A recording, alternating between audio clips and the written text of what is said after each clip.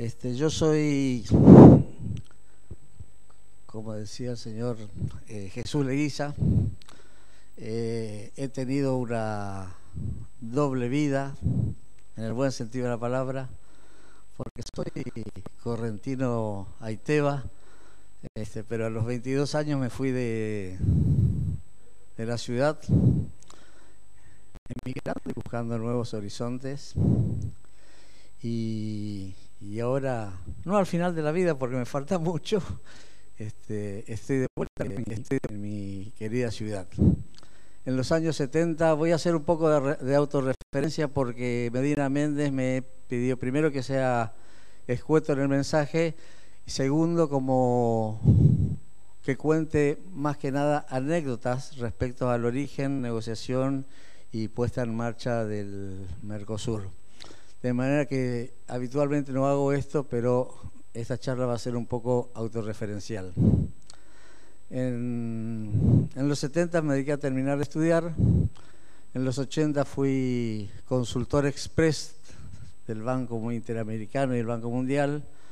La palabra express quiere decir que uno tenía que estar disponible en el momento, en el día, para viajar a Guatemala, Venezuela, cualquier país de América, llegar un día domingo, leer el diario, la sección económica y al otro día estar al día con lo que es la macroeconomía del país, que es lo que pasa con las 4 o 5 variables económicas que habitualmente maneja un buen ministro de Economía, alguien que sepa. En los años 90 fui funcionario nacional. Tuve 2 jefes mayores que hoy son denostados. El mayor de todos fue Menem, el segundo fue Cavallo, también denostado hoy, y el tercero que estaba un poco, que era mi directo, un poco en recuperación, que es Felipe Solá. Justamente en esa época, en los 90, en el año 91, cuando ponemos en marcha se pone en marcha ¿cómo era?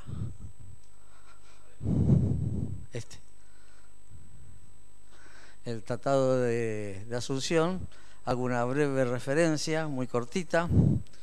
El principal antecedente que teníamos es el ALALC, luego vino en los 60, creo que, en los 70 vino, en los 80 vino el ALADI, ese que era la conformación del inicio de conformación de los bloques económicos.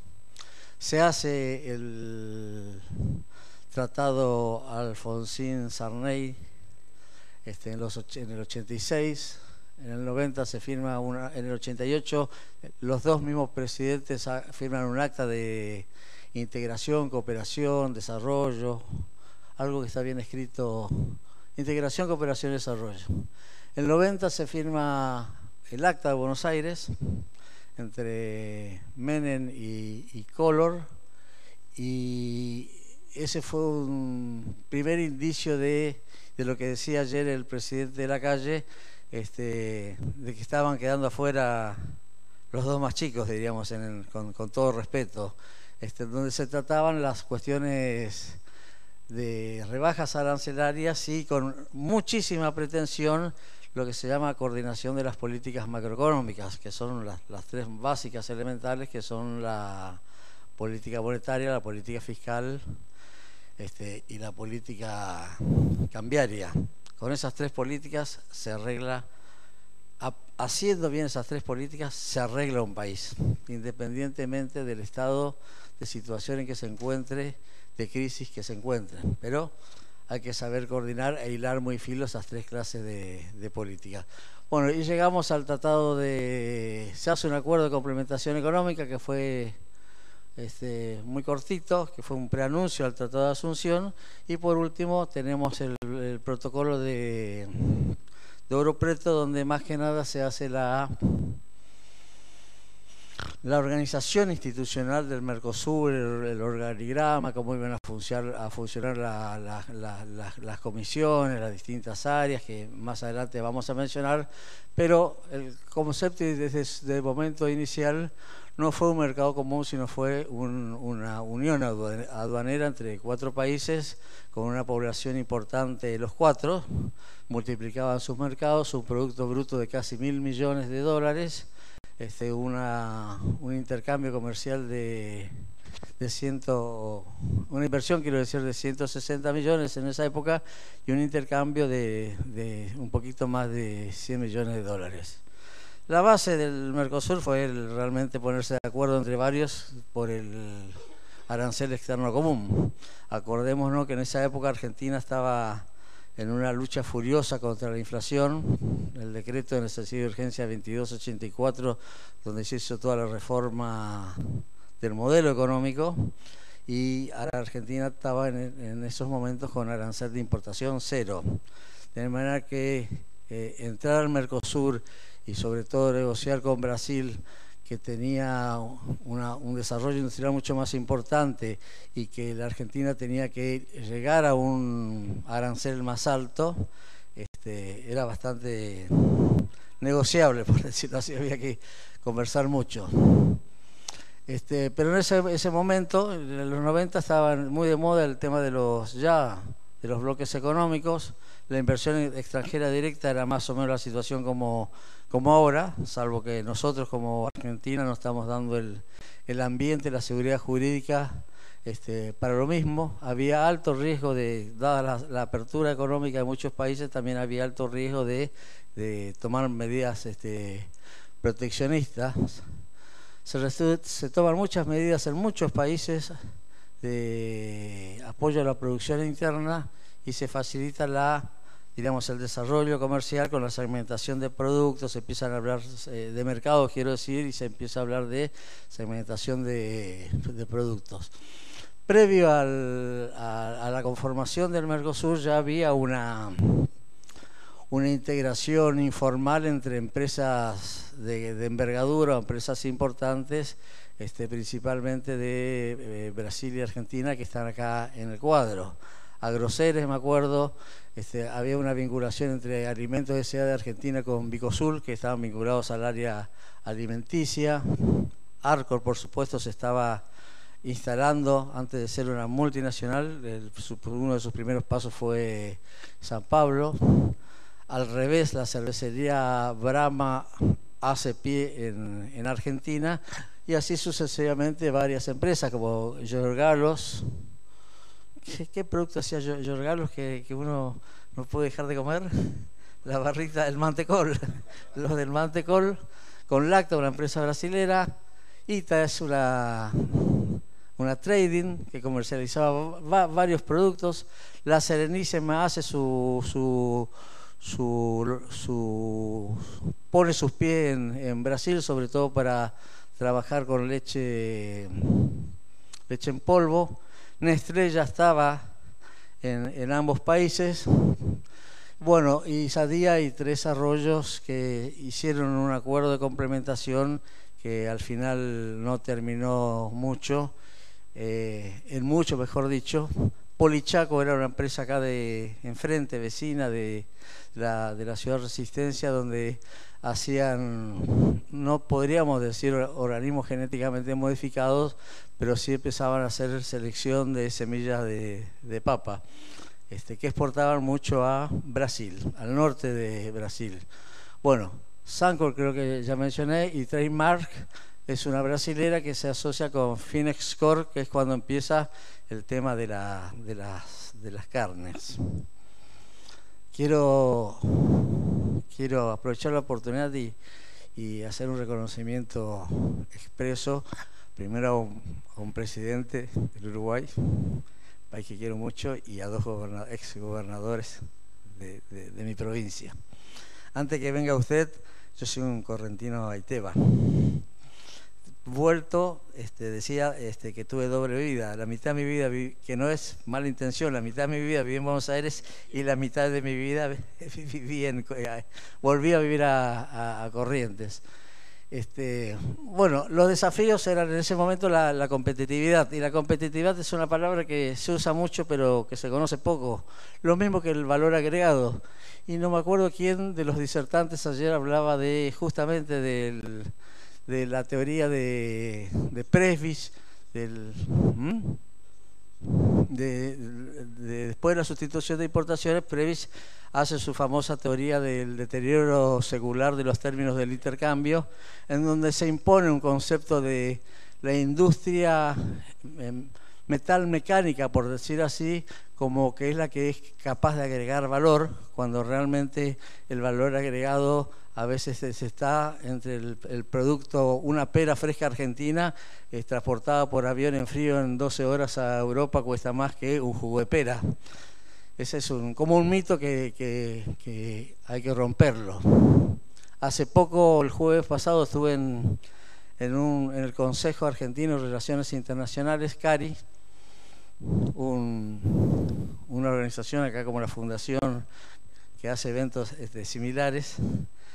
No hay presidente o embajador de cualquier país que no haya pasado por el CARI, y me acuerdo que yo daba un ejemplo de las ventajas y de la competencia, de la competitividad de la Argentina en su momento, donde uno podía, en un buen restaurante de Berlín, podía pedir un bife chorizo argentino, ni uruguayo, ni brasilero, ni paraguayo, como se decía ayer, pero que equivalente kilo era mucho más caro que un kilo de BMW.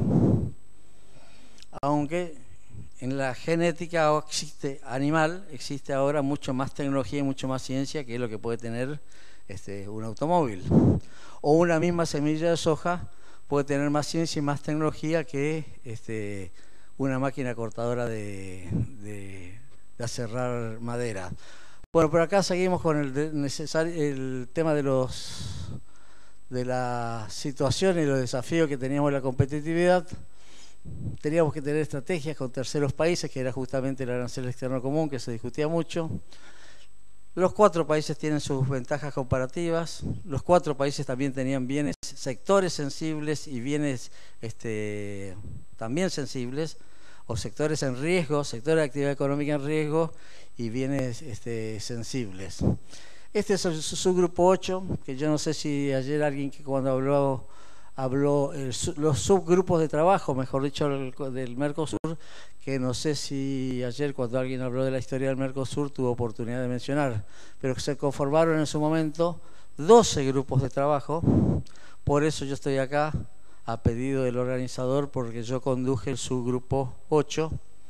Íbamos al Hotel del Prado, donde está la sede ahora, ¿no? Hotel del Parque, cerca en la costa, cerca del Golf. Bueno, aquí me voy a detener un poquito, aunque tengo pocos minutos.